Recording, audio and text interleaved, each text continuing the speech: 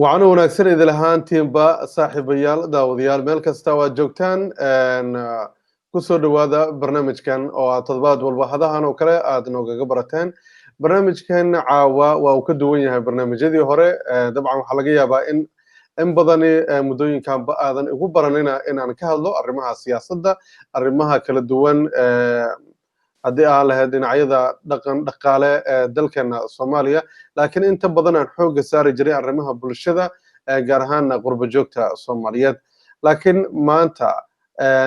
maadaama la taagan yahay saddex xagalka dowladda federaalka Soomaaliya waxaa suurtagal ii noqotay in aan caawa aan casuumo saxafi sare Salaad Iidow Xasan Salaad Xiisa oo kamid ah saxafiyiinta Soomaaliyeed in badan u soo joogay dhacdooyin kala duwan iyo dawlado kala duwan qaababkii ay u shaqeeyeen qaababkii u burbureen iyo arrimo badan ka qoray arrimaha dowladda federaalka Soomaaliya gaar ahaan waxa aan isla jeexi doonaa isbarbaryaaca dhinaca arrimaha social media oo aad moodo in dhinacba dhinac la isku buursanayo oo dadku aad moodo in haddii qof qoraal uu soo dhigay in isaga diintiisii ama dadnimadiisii waxa loo dhimay iyadoo qof kale markaasi laga hadlayo salaadow 2017 waxaa dhacay wax la yaab leh ayaa ka dhacay Soomaaliya meel kasta dunida idilay waxaa ka dhacay isbedel xoog leh taas oo baraha bulshada iyo dawladdii iyo dhinac walbaba hal mar ay ka dhacday farmaajo iyo geeya 3 sano kadib dawladdii hadda dhowr bilood ay ka dhiman tahay sheekadu hadda halkee maraysaa xudayfi horta waa maasan tahay sharaf ay tahay inaan barnaamijkan kala qayb qaato oo barnaamij qiimo leh ah waa sida uu sheegtay 2017 Febraayo isbedel weyn ayaa ka dhacay wadanka dadka Soomaaliyeed meel kasta joogaan waa soo dhaweeyeen isbedelkaas dhacay dadka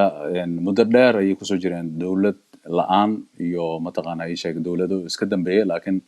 dawlad oo mataqaana rasmi wali ma aysan helin ilaa iyo hadda marka dadku waxay rajeynayeen maadaama 6 bilood oo prime minister oo soo ahaa madaxweyne Farmaajo oo ay dadka arkeen in marka la doorto wadanka oo markano wado oo horumar leh oo mataqaana ay sheeg oo mustaqbal fiican leh inuu markano ku hogaamin doono marka isbedelkaas dhacay Soomaaliya oo iskoogto wadan marka uu burbursan yahay oo hay'adihiisii mataqaana ay sheeg oo dawliga ah oo dhan ay dhulka galeen muddo ku dhow 30 sano waa adag tahay maaragtay in hal mar markano ay sheeg wixii hoos laga soo bilaabo ilaa meesha ugu sareysa la geeyo laakiin marba dawladihii soo maray laga soo bilaabo ay sheeg dawladihii ku meel gaarka oo wadanka soo maray ilaa iyo dawladda hadda joogto qofba meel ayuu soo gaarsiinayay madaxweynihii la doorto marka maxaa la yiraahdaa ay sheegeen arrinta saas maaragtay ay isku bedelayso marka markastana caqabadaha jiray oo dawlado kasta ay wajahayeen marka kala jaanis banaada marka hadda waxaa muuqata marka in dawladdii hadda u dambeysay waqtigeedii sii dhamaanayo sida hadda muuqatana aakhiritaanka ee markano ay sheeg arrinta isugu biishobanayso in ay bedeli doonto dawlad kale oo ku timaada sida ay ku yimaadeen dawladihii ka horeeyay oo ah xildhibaano markano la soo xulay oo aan la soo dooran marka arrinta sidaas ay la muuqataa laakiin madaxweynuhu markii la dooranayay ama mashruucii barnaamijku ku soo howlgala waxay ahayd inuu mar walba lahaa dadku inta sidaan u maqalmaan dadku sidaan ha laga daayo muqdisho waxay u baahan tahay in wax loo soo magacaabo uma baahna dawladdu way fashilantay wadanka codii qof iyo codan aan gaarsiina wadooyinku ma xirxirnaan doonaan arrintaasi ma dhici doonto haddii ay dhacdana baabuurtan dhinacay ka geli doona wadankii shabaab waa laga nadiifinaa arrimahaasi idil maxay kusoo biyo shubteen xudayfa maasantahay waxaa kala duwan markaad gameka banaanka ka joogto iyo markaad ku dhex jirto oo kala labo marka waxaa isleeyahay mataqaana waxaa jiro markano ii sheeg book oo intaasoo markano jabtar leh oo madaxtooyada loogu tago saasaas leeyahay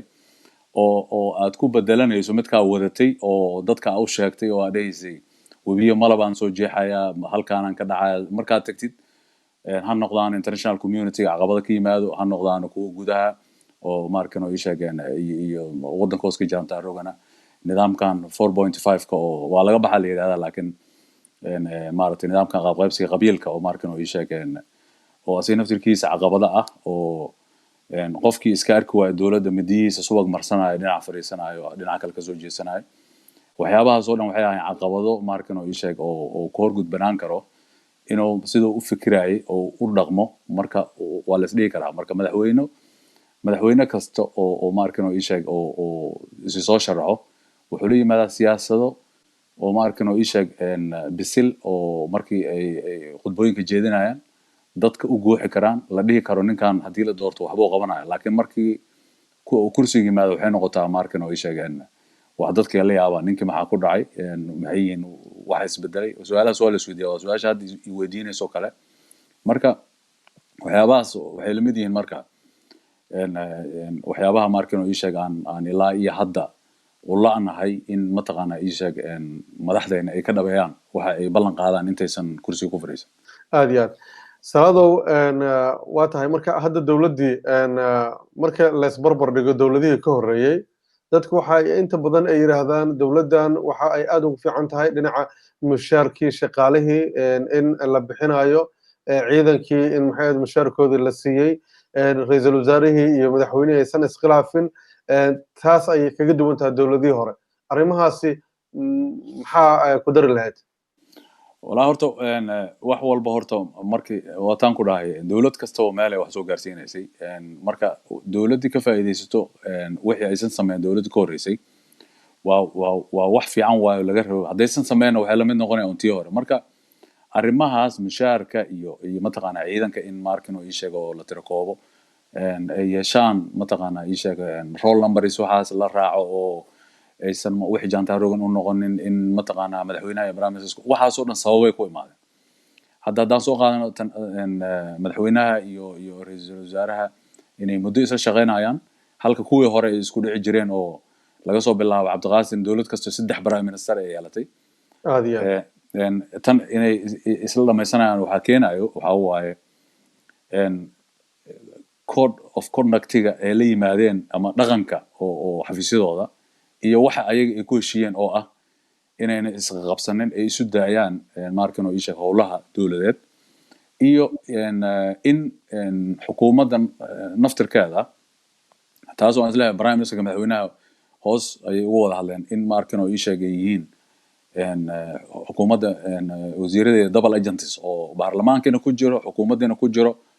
oo iska yaraatay marka in ay yimaadaan in haddii cid wax diidan ee baarlamaanka dhexdiisa ka bilowdo mooshinno markano prime ministerka lagu qalqalgeliyo xukuumadda lagu rido ama madaxweynaha mid laga keeno marka arrintaas waa iska yaraatay marka dhaqankaas wuxuu ku imaadaa noocaas marka arrimahaas waxay ay bilaabeen waddo cusub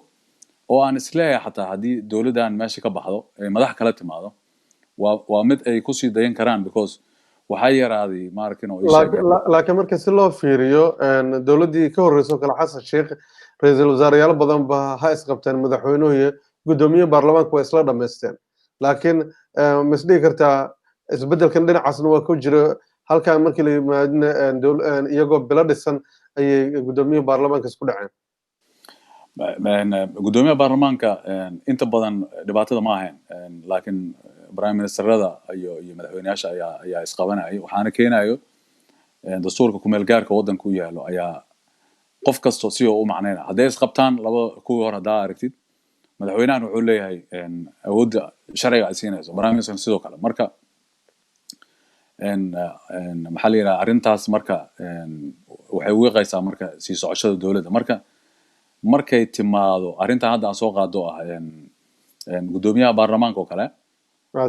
master jawaari waxaan isleeyahay madaxda dalka ha ahaadaan madaxweynaha ra'iisul wasaaraha ayaga u arkay inaysan la shaqayn karin marka taasaan isleeyahay darteed inuu jawaari sababsaday inuu meesha ka baxo waa tahay marka si loo fiiriyo arrinta hadda taagan dowladihii hore waxaa inta badan lalahaa waxaa ragaadiyey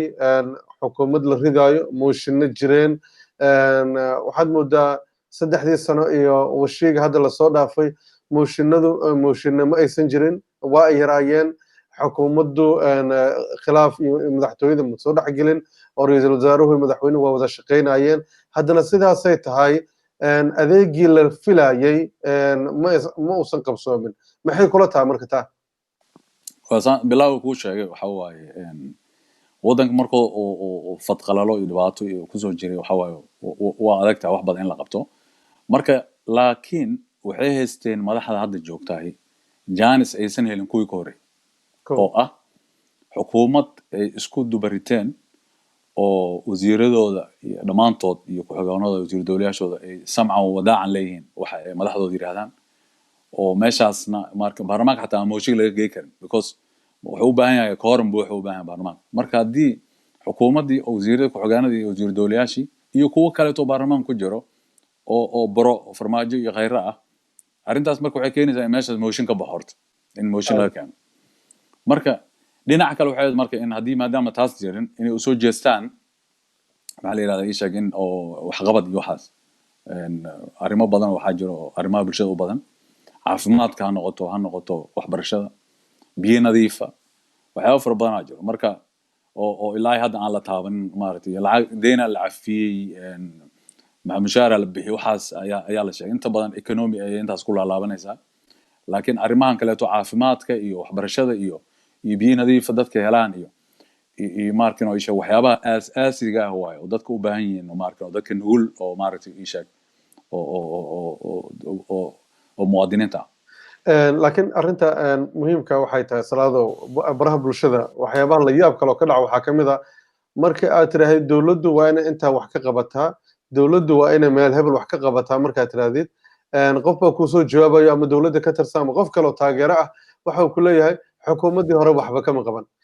tii horeba wax ma samaynin tii horeba sidaanay samaysay macnaha waxaa jirta marka waxyaabo la yidhahda isbarbardhig ama isla ekaysiin oo la leeyahay tan dowladdan maxay u samayn weysay tii horeba ma samaynin haddii tan way samaysay haddii la tii horeba way samaysay leeyahay marka taa arrimahaas maxaa ku macnayn lahayd horta waa magudbanimo iyo hore u socosho la-aan waaye laakiin social media haddaan soo qaadano waa ogtahay aniga adiga waxaan kasoo shaqeynay media outlets oo censorship leh oo faafreeb leh oo wixii la raba lagu sheegi karin oo maxaa la yidhahdaa aragtidaada si gooniya shakhsi u sheegi kartaa laakiin adoo isticmaalaya uma sheegi kartid markin oo ii sheega arrimahaas oo media caadiga laakiin social media qof kasta mobile oo haystaa smartphone oo markin oo ii sheega oo isaga xukumo camera oo leeyahay film ku qaada oo soo duubaya oo gelinaya qoraal ku qoraa sawir oo gelinaya isaga soo roma oo isticmaala laakiin meesha waxa ka maqan dhaqankii oo markin oo ii sheeg oo media caadiga oo markin oo la faafreebaya ka maqan iyadoo kan oo yahabo mid markin oo waajib oo shakhsiyan oo ka yahay mararka qaarkood wax label aad agashid waa lagu dacweyn karaa haddii aad mataqaanaa dadku xad gudubtid waa lagu dacweyn karaa waxyaabo mataqaanaa oo kale oo dadka aysan ogeyn oo leeyahay laakiin tan aad soo qaado ah in markaad wax ka sheegto nidaam dowladda wax ka sheegto qofka inuu kugu soo boodo personal adiga kusoo aado macnaheeda kama turjumayso qofkaas inuu dowladdii markin oo ii sheegeen ka wado wuxuu ula jeedaa matalan sida hadda oo iska caadiya wax qarsan maaha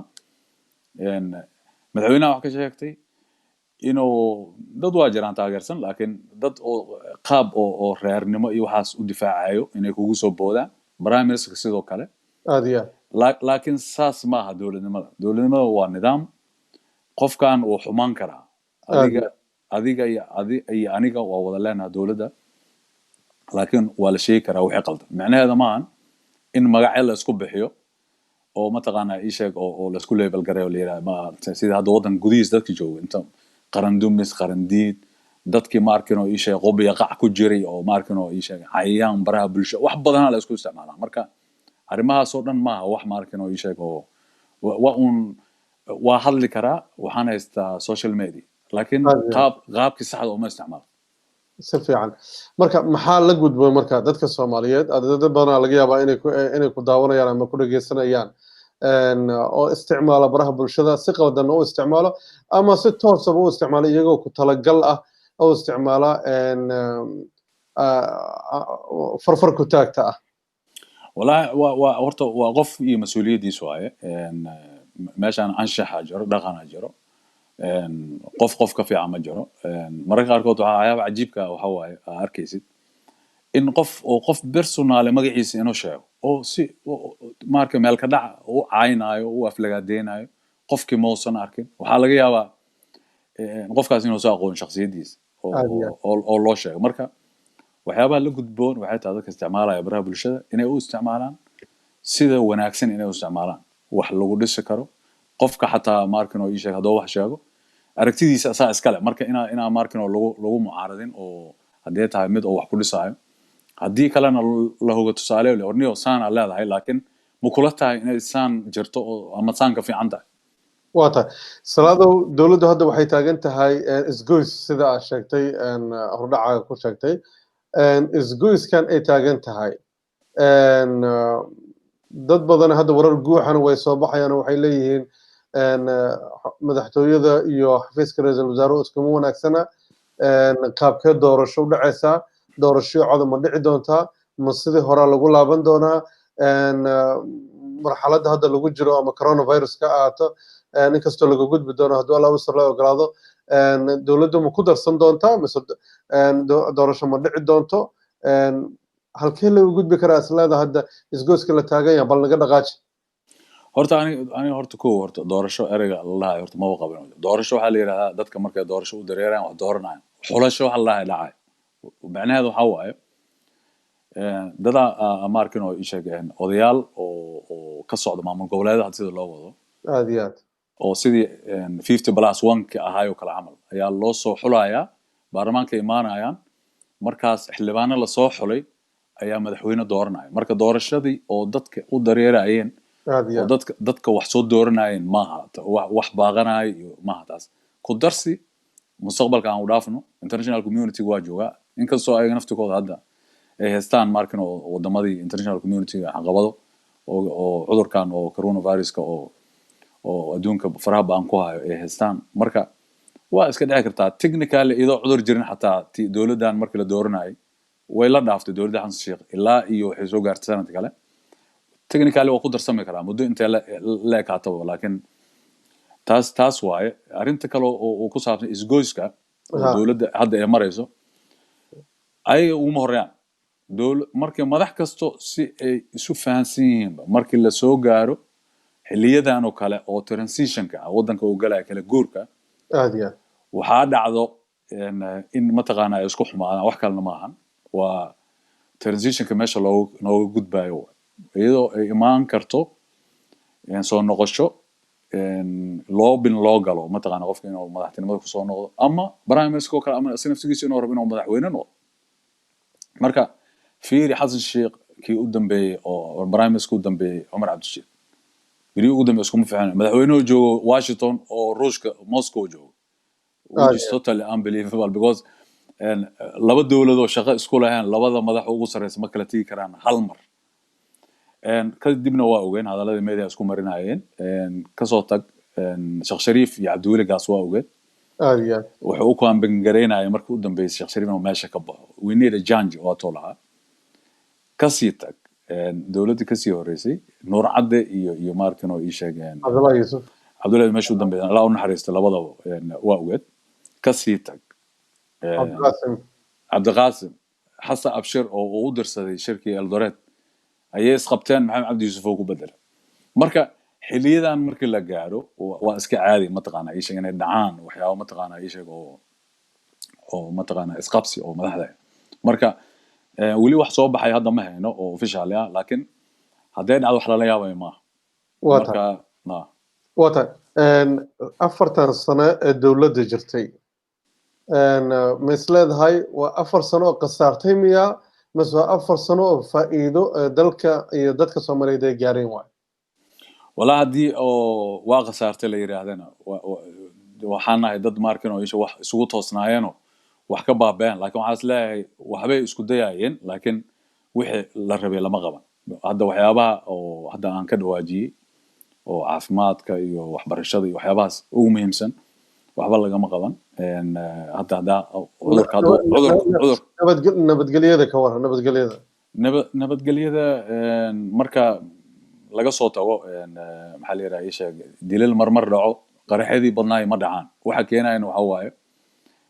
in magaaladii ay xirxiran tahay oo la yareeyo markan oo ii sheegaan isu socodka markan gaadiidka tirada badan iyo waxaas oo dhagxa lagu gooyo meelaha qaarkood iyo ha noqdaan ciidamada markan oo ii sheeg oo nabad sugid oo kala camal oo ayaga naftigooda shaqaynayo marka sidoo hore ma dhaca laakiin amniga weli waxa waaye waa sidiisa waay aad iyo aad weli sidiisa waay because waxa waaye wixii la rabo waxba isma bedelin laalada amniga weli waa sidiisii haddii macnaha magaalooyinkii hadday open ahaa lahayd oo iska furnaa lahayd oo isu socod jir lahaa way dhici lahayn qaraxdii tirada badnaa dhici jiray way dhici lahayn waxyaabihii dhibaatooyinkii kooxihii geysanayo way sameyn lahayn laakiin magaalada haddii la xirxiray oo isu socodka yar yahay waxa waaye taas ayaa keentay inaysan waxba dhicin laakiin amni oo asgar inama arkin oo ii sheeg oo magaalada ay howlgal oo house to house sirja ah ay sameeyeen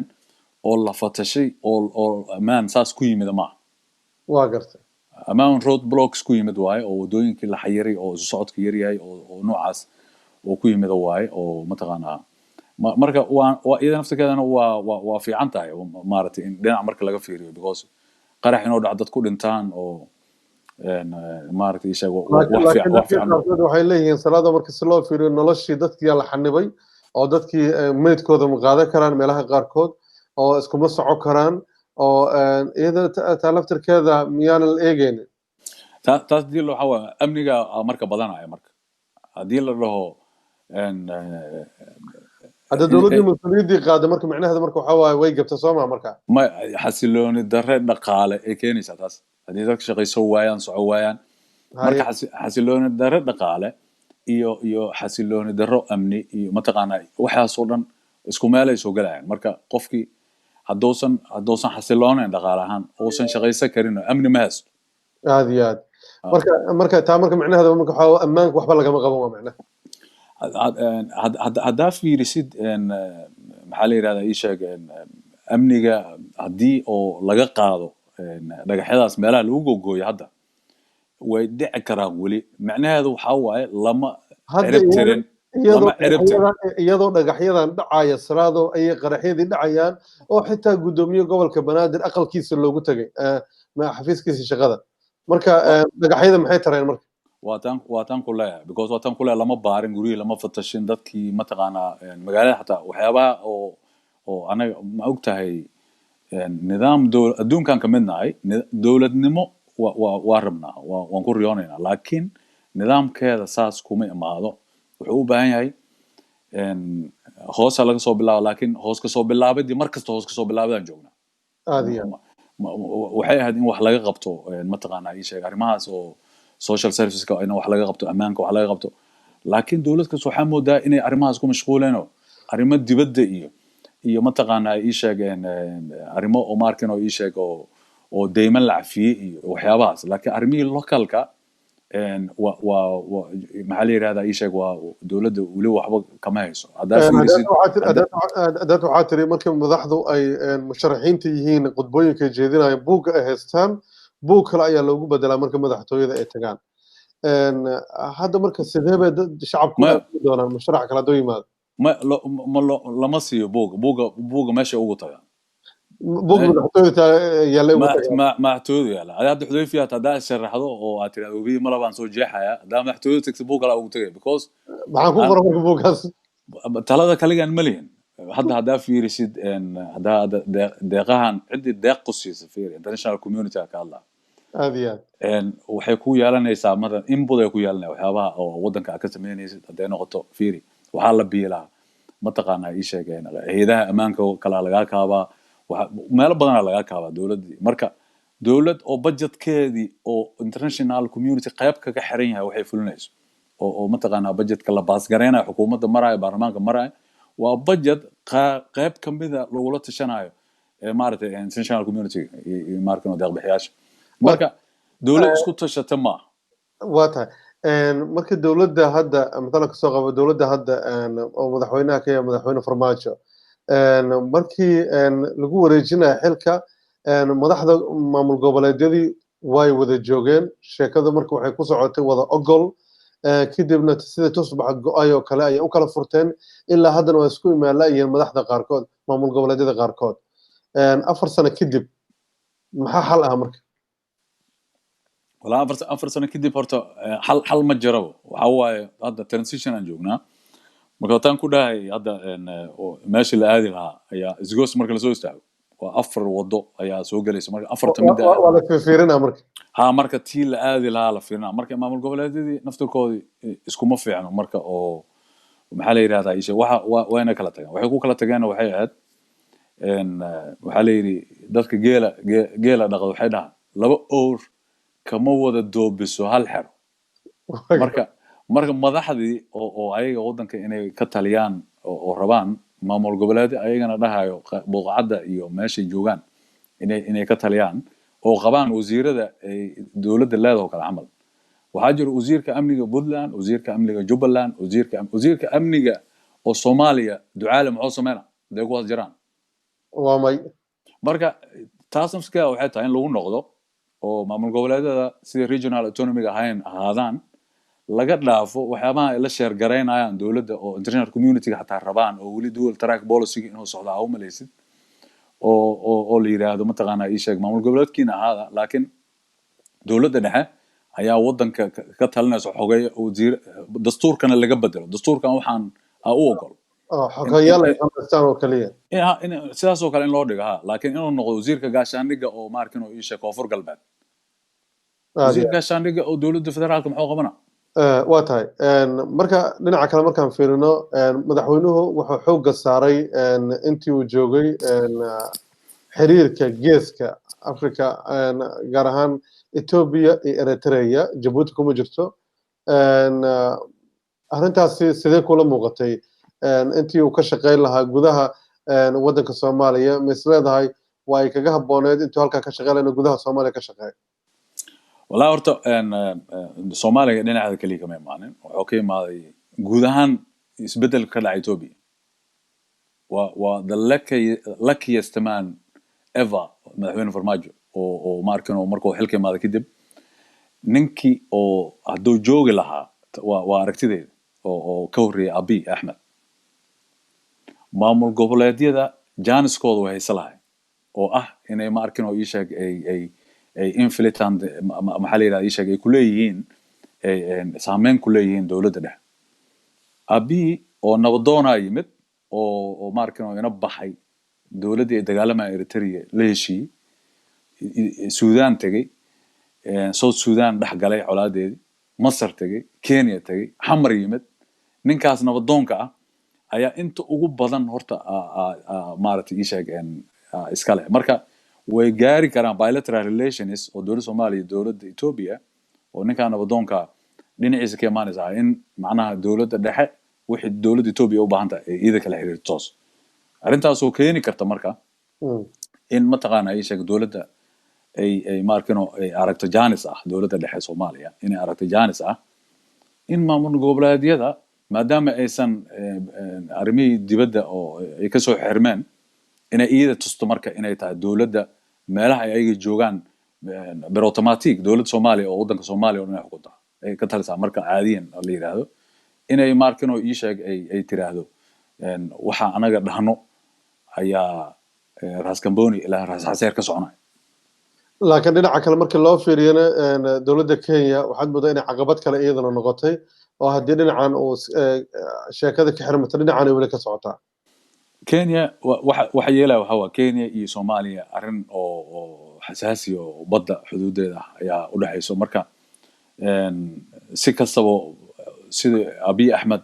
ma noqon karo Uhuru Kenyatta ma noqon karo marka waa inuu mar kastaba raadiyaa waxa tension ku furo dowladda dhexe oo ay ka neefso weyso waa inuu helaa haddii xataa Puntland oo Uhuru ku xiran karo oo ku xiran lahaa aad iyo aad marka waxaa leedahay madaxweyne Farmaajo waa madaxweynaha ugu nasiibka badnaa marka loo eego sida shacabka u soo dhaweeyeen marka loo eego isbedelka ka dhacay geeska ka dhacay marka laakiin misraada intaasoo nasiib haddana calafuu ku cuno waa la yahay marka horta taas marka laga soo tago mid kale ayaan ka boodin horta waxyaabaha kaleeto dhacayna waxaa waaye in oo dowladihii kumeel gaarka iyo dowladda xasan sheikh oo ka horreysay dowladdan ee ogoleed waxay ahaayeen waxyaabahan ma arkin oo ii sheego freedom of expressionka ama media ha ahaato ama siyaasi kale ha ahaado ama dhaqdhaqaaqa muwaadinka ha ahaado waxyaabahaasoo kale camal dowladdan xoogaa waxaa moodaa inay ma arkin oo ii sheeg ka badbadisay oo wixii ayaga dhinacooda aan jirin inay mataqaanaa ii sheeg xoogaa pressure saareen ama culeys hadda ha noqdaan siyaasiyiin ha noqdaan xildhibaano kasoo horjeedo ha noqdaan mataqaanaa ii sheeg meedihii naftigooda xataa sidii ay ahaan jireen u shaqayn jireen waagan uma shaqeeyaan waxay helaan warka dowladeed war oo mataqaanaa lasoo habeeyey war diyaarsan oo mataqaanaa ii sheeg ay helaan marka arrimahaasna mataqaanaa ii sheeg waa lagaga fiicnay dhinacaas aad iyo aad marka dowladdan aad kaga fiicnatay dowladihii horaa ku fiicnay waa tahay marka macnaha dowladda marka waxay leedahay marka xogba ma helaan saxafiyiintiyo wax lasoo diyaariyo lasoo tafatiraa loo keenaa kaasna waa helaan number 2 ma jirabo hadda sidii wasiiradii tirada badnaay ama xildhibaanadii ina midba meel istaago iska hadlaayo shir jaraad qabanayo tii ma jirta xataa I don't know waxay ku dhici weyse ma qaano silencing iyo aamusin ma jirto oo mataqaanaa wasiirada lagu yiri waxaa hadli karo kaliya maareeya hadli kara bas ma waxaa jiro xildhibaanada in lagu dhahayo ma hadli kartaan ayaga nafsigooda inkastoo xildhibaan u badan yihiin wasiirada marka arrimahaasoo kale camal waxaa moodaa xoogaa warki inuu yar yahay oo mataqaanaa ii sheeg dhinacaas ka imaanaya laakiin waagi hore madaxweynaha xasan sheekh waxaa xasuustaa inuu soo fariista la dhahay naga tag gabaraan ku siinaynaa xataa na dhaaf aad iyo ma arkin oo lagu yiri fagaaro oo fadhiyo dood live yani heer mataqaanaa ii sheeg dadka inuu soo hor fariisto dadka wax ka qabaan ra'yiga oo laga qabo iyo dowladda inuu la doodi karo laakiin dowladdan ma laha waa in lasoo qaban qaabiyaa kulankaasoo ma arkin oo ii sheeg ay ka hadlaan dad mataqaanaa ii sheeg oo bro dowladda ah oo mucaarad aanu ku jirin waa mahadsan tahay salaad iidow xasan xiis oo ah qoraal sare saxafi sare oo in badan kasoo shaqeeyey gudaha waddanka soomaaliya lasoo shaqeeyey maamullo kala duwan haddii ahaan lahayd xilligii burburka iyo hadda dowladihii isaga dambeeyey ee kumeel gaarka ahaa salaad hadda waxa uu ku sugan yahay waddanka Sweden inkastoo ka diga rogtay dhinacii saxaafadda welina uu ku jiro haddana waxa uu hadda u bayray dhanka iyo caafimaadka waxaana uu ka howlgalaa hadda cisbitaalka weyn ee magaalo la yiraahdo Eskilstuna oo waddanka Sweden ku taala arrimahaasna mar kale ayaan ka sheekaysan doonaa annaga iyo salaad aada u mahadsan tahay casuumaadda aad naga aqbashay iyo sida quruxda badan ee barnaamijka aad noola wadaagtaba xudayfi sharaf ay tahay aada u mahadsan tahay asalaamu calaykum وعليكم السلام